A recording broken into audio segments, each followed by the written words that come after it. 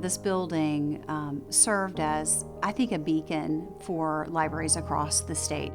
It's important to realize that libraries are constantly changing. And the reason they're constantly changing is to meet the needs of their patron bases. And in our case, our patron bases are wide-ranging. So we're not just serving a local community like a public library does, we're serving the entire state. We are librarians, but the role of the librarian is to serve the information need and do it in a way that's compassionate, and they do that in a compassionate way. For 50 years, our Regal Lions, Saul and Edgar, have proudly welcomed people from South Carolina and all over the world to the South Carolina State Library. The doors are a passageway that connect our patrons to a world of information. The building was primarily built to serve public libraries because at the time, public libraries didn't have, all of the public libraries in South Carolina did not have all the resources that they needed. And so we supplemented their collection. Our history precedes the State Library building opening in 1969. The General Assembly established a library extension agency in 1929 to assist towns and counties in the development of public libraries. A state library board formed. I remember actually teaching a class to librarians who had never held a mouse on a computer before.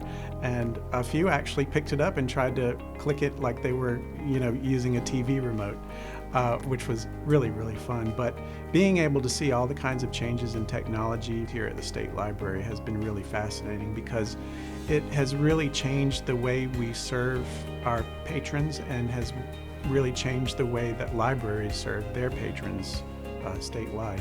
I tell people all the time, this type of librarianship is a calling. It really is. To be able to help someone who otherwise wouldn't get a book or wouldn't be able to get this information.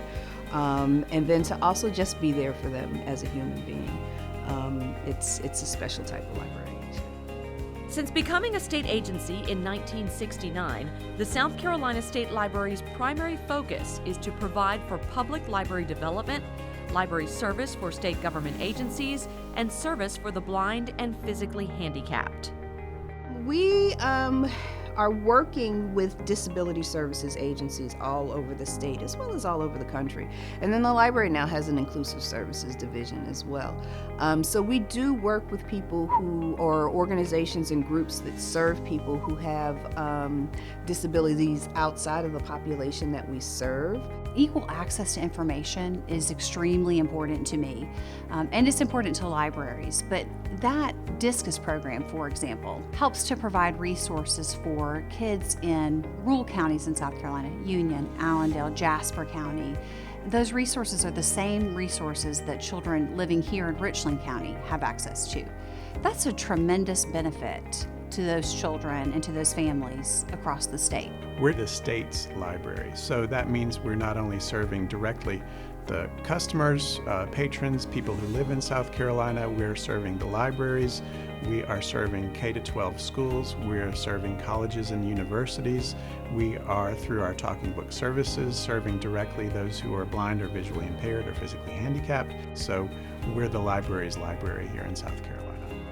There are a lot of regional libraries in the Talking Books Network that have recording programs. Ours, I think, is one of the best. We receive notes all of the time from our Talking Book Services patrons that the program has literally saved their lives because many of them are homebound and they don't have a lot of communication or a lot of conversations with other people. They don't get out very often, and so receiving the books at home is sort of like it's a connection. It's a connection to the world, and it continues their ability to read a book just in a different way.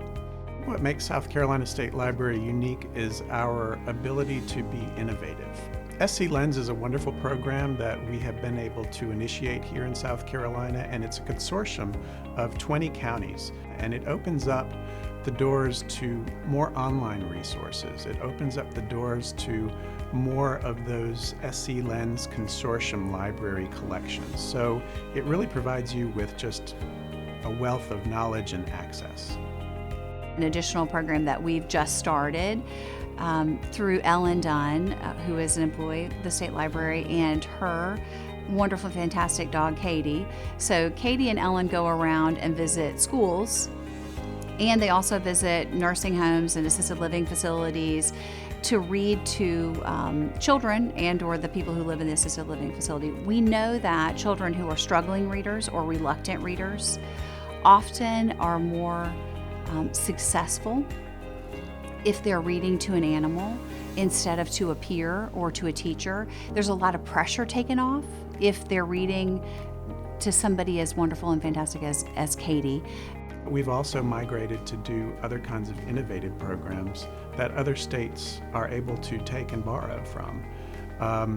Working more with culinary literacy and working more with therapy dogs and service animals. It's really been fascinating to see those changes.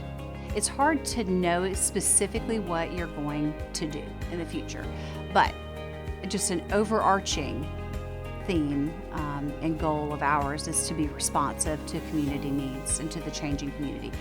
Libraries are nimble, flexible organizations, and they have to be because they are so central to a community. They have to respond to what's happening in the world, what's happening in their local community. We provide opportunities for learning in a changing environment, and part of that are our 4 tagline words, and that's innovation, collaboration, participation, and preservation.